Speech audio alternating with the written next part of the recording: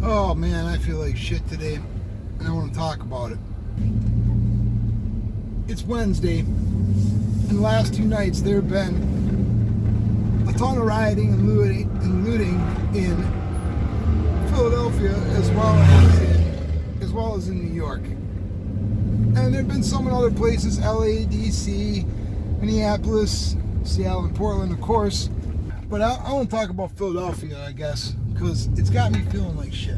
I sat there in front of my computer watching Twitter, going through Twitter, finding all the different footage of stuff from people who were on the ground.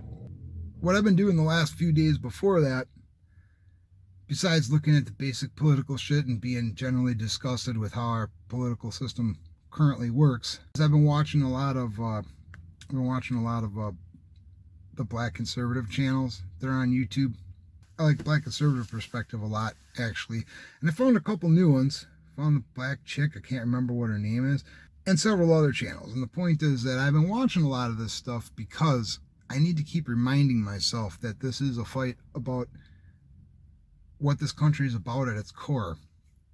You know, it's a fight about how we judge history, because the people on the left have said that history is bullshit and everybody's fucking racist and a tyrant and that our history doesn't mean shit, because these people from history didn't adhere to their modern day beliefs about what a person is supposed to be. It's a ridiculous, frustrating argument. And I watch a lot of these Black conservative channels specifically because I'm trying to find a little bit of hope for the future. I'm also trying to find reasonable, rational, logical, intelligent Black people to have any kind of dialogue with, because it's not easy to do. Now, it may be easier to do in different areas.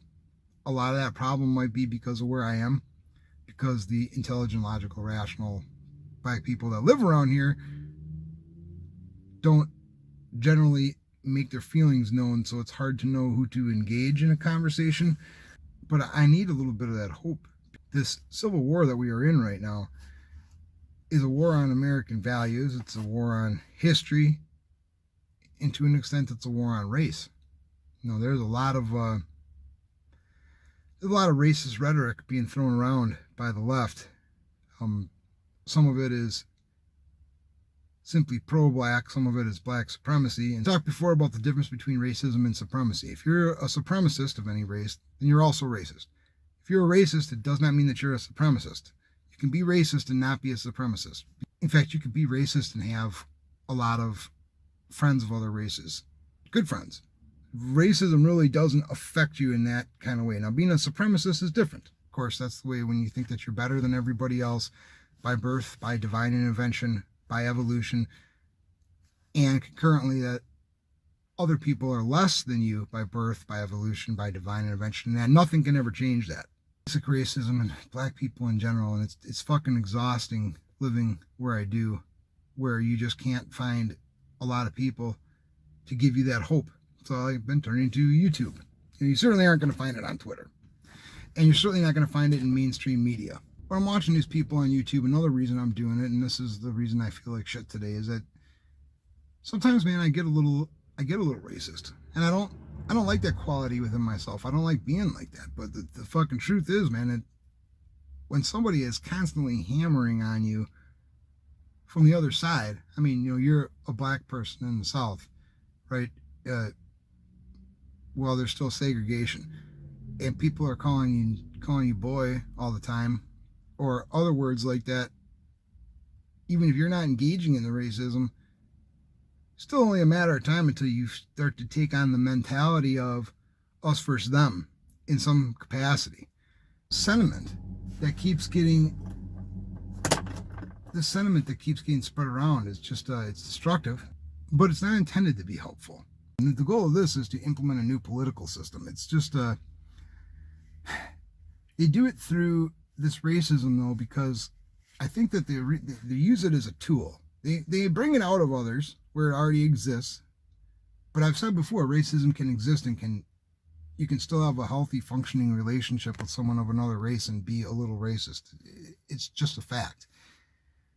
They bring it out of these people, the black people, and even more odd, they bring it out of these white liberals through white guilt and this critical race theory bullshit. They do this to break down the people who don't agree with them politically by flushing out racism, and so they can use it as a problem. I've said this before. They create a problem to then point to it to say this problem has existed for so long, therefore this is the core, the root problem, but it's not. It's a manufactured thing. And in any event, man, I'm feeling the weight of it. I watched this video last night. I missed all these videos of the looting and the violence that I saw from last night in Philadelphia. I saw this video. I'm gonna play this clip for you. Okay, the cops just attacked my sister. We was out here peacefully protesting. These people are soulless. These people are soulless. We don't want any more justice. We don't want no justice. Fuck justice. We're beyond justice. At this point, it's revenge. At this point, it's vengeful. So that was the clip I saw that just kind of pushed me over the edge, because I understand this person's frustration, but at the same time, the shit that they're saying, I mean, it's kind of hard to make a opposite type example, which is my favorite because they're the easiest to understand. But you gotta imagine if a white person who's feeling frustration said something like, you know, I no longer care about the BLM or black rights or equal rights or civil rights. I no longer care about that. It's not about equality anymore. I'm just fucking angry because I keep seeing all these videos of white people being accosted by other white people and blacks as a mixed group, or just black people. And at this point, I'm just like, fuck it, it's about revenge and we got to do something. I mean, you got to imagine what a white person saying something like that. I don't think they would get any pause for consideration, a context that would just be taken badly. And in any event, man, I didn't take this video so well. It sat in a bad place with me, especially after seeing 3 or 4 other videos last night from Twitter where white people were getting attacked for what seems to be just because they were white and they were in the area. The only common denominator being that the cops in this event that started all this were white. There's no valid reason for that racism, or for what I saw, I definitely would classify as hate crime. But what this does is it stirs up these feelings. You know, it doesn't matter if it's this video or that clip I showed. It doesn't matter if it's that one or another one. Eventually, clips like this, rhetoric like this, the constant barrage of racism or anti-whiteness that comes from the white people, or the racism that comes from black, the repeating of it, though, with mainstream media, whether it's under political innuendo or whether it's direct, whether it's from media like Twitter or YouTube, where you're getting, the problem with this, man, is it makes you angry. You know, and I had some time last night and some time earlier this morning where I was just getting angry. And I was thinking some things that I don't like thinking. And I have to keep reminding myself. This is why I keep watching all these YouTube videos of these other people. Like I was telling, because I keep trying to remind myself, it doesn't have to fucking be this way. This whole thing is a setup for something else. But this is what they want. They want to fuck us up and keep the clarity from our heads and make it so that we attack each other so they can take what they want, this power. And we just can't let it happen. Just can't let it happen. I mean, I've heard people, you know that, what's his name, Puff Daddy or Piddle Diddle, whatever the fuck he calls himself, right? Didn't he say the other day we're headed in a race war and some shit like that? Like, dude, you're a public figure, man. You can't be saying shit like we're going into a race war, dude. You're a person that a lot of people listen to. Pick a white celebrity at the same level of Puff Daddy, you know. I mean, I don't fucking know who. Somebody who's made a lot of records or been in a lot of movies. Can you imagine if they say publicly, yep, looks like we're heading into a race war and, you know, our side ain't gonna lay down. Can you imagine that? That would be borderline irresponsible, wouldn't it? Definitely you would call them racist, if not a fucking supremacist, if not baiting or antagonizing. I mean, that's just that kind of fucking talk isn't going to be helpful, right? So why is it any different when he does it? Why the fuck should, I mean, the fact that he said that, man, that's not, you know, I believe in free speech, so I don't have any problem with him saying it, but I also think that, what are you trying to accomplish? You want war? And in any event, it's got me feeling like shit because I'm losing this positive feeling that I've had, this positive feeling, this encouragement, this hope that I've been looking for.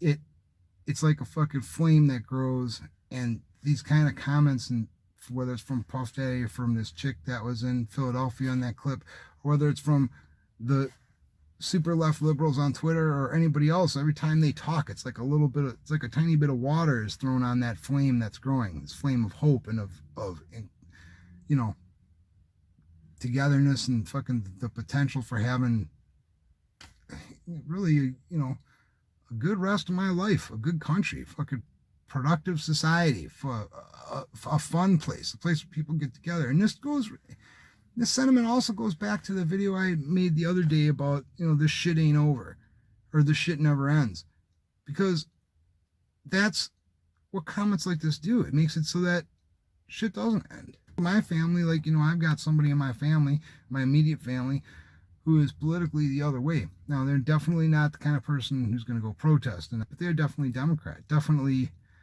left-leaning. Wouldn't even consider voting for Trump. It doesn't really matter what kind of evidence comes to light. Doesn't matter what they say in a debate. Doesn't matter how many good things Trump does, how many bad things Biden would do. They're just simply not going to vote for him because they decided somewhere in the past, before he was even president, that they didn't like him. And this has caused a problem, because a couple of times I'm like, listen, can we just, if I send you some emails, can I send you a video? I said, you can send me one in return. We'll keep like 5 minutes or shorter, like short stuff, just some things to think about. Can't even get a dialogue going. And this is what I'm talking about. You think that the election's November 3rd, you think November 24th or any time around there, like for Thanksgiving, you think I want to go to Thanksgiving and sit there with a person like that, regardless of who's won? This is a serious family rift. And I know I'm not the only family like this. Other people, I think it's been even worse. This shit never ends. But these fucking comments all the time, this fucking racist rhetoric that we're hearing from black people, this shit, it don't help. They have to know it doesn't help. The fact that they would do that to us, man, they are bad fucking people. And they need to be held accountable. And I don't know how to fix this. I don't know how this ends. I don't know, because how do you end something with shit within your family when people are so entrenched in their views they're not willing to listen? I mean, I'm willing to listen, and I can even list things myself that I don't like. For example, about Trump, I can list things myself that I can see the point of BLM and where they're coming from. I can do that, and I could be open to discussions about fixing some of that, but there's just nobody else's. Other people that hold those views, they're just not willing to do it. And now this family member of mine is not a fucking socialist or communist by any means, but they also don't understand the implications and the amount of socialism and communism that is, it goes just directly in conjunction with those things, with those ideas. Make comments and get angry and say shit like, you know, I'm not going to fucking lay down, in a way that still does exactly what they want it to do. It sows division. And I guess I'm just making this video to tell you I'm doing everything that I can to fight against that. And you have to too, even when it's hard. What it is that they depersonalize life. You know, they put us into this state of panic with the coronavirus, and more specifically this social distancing, this lack of human contact, physically, literally, etc. And they let the only, or create the main form of contact being only media or social media, which is not the way human beings are meant to interact on a large scale. That's not meant to be the primary way that people interact. And that's not I'm old and I just don't understand. It's not healthy. And after you do that, and then on top of that, you sow all this racial division by people directly saying racist stuff, or by going the other way and using the white fragility mentality, while people are already feeling a little put off, if not antagonized, by this social distancing and lack of human contact. And I mean, these arguments people get into over masks in stores, it's about freedom and freedom of choice. A lot of it is also because people realize, you know, this is not how human beings are meant to interact. And when you are pushing hardcore for mask stuff, when we know the masks don't really fucking mean much, they don't really work, You don't really prevent anything. When you're doing that, it's just the frustration, and I think some of the stubbornness that they come up with, refusing to put a mask on, wanting to fucking argue about it with people. I think some of that comes from their inability to eloquently express that this is not how humans are supposed to be. And if you're just going to keep telling people you must be a fucking robot, you must be a number, you must sit in a cubicle, i.e. live in a fucking bubble, you must have your mask on, you must maintain a 6-foot distance, you must walk this way through a fucking aisle when you're in a store. That shit is not, all that is like, that's a setup for the programming that comes next. This shit's just fucking dangerous, and it has to stop. It has to stop. I'll take some suggestions on how this can be accomplished outside of fucking race war or class war. So anybody has any suggestions, just go ahead and let's talk about that. It's because I don't want to live like this no more. You know, there are things that happen in history where there's significant societal shifts, but this isn't one of them. The coronavirus is not one of them. If you're talking about like a new strain of the bubonic plague, which kills 90% of the people that it infects without medical treatment, and even with modern day medicine, bubonic plague still has a 25 to 30% mortality rate. I mean, that's huge. This is a 99% or more rate of return for people that get infected. This is not a serious societal shift where masks need to be part of our life for the foreseeable future, if not forever, where isolation and social distancing need to be part of our lives. It's just not necessary. And I 6 months in, and I'm feeling the fucking effects to it, as obviously many other people are. I understand, yeah, poverty on top of it makes it even fucking worse, and other factors, but that's my point.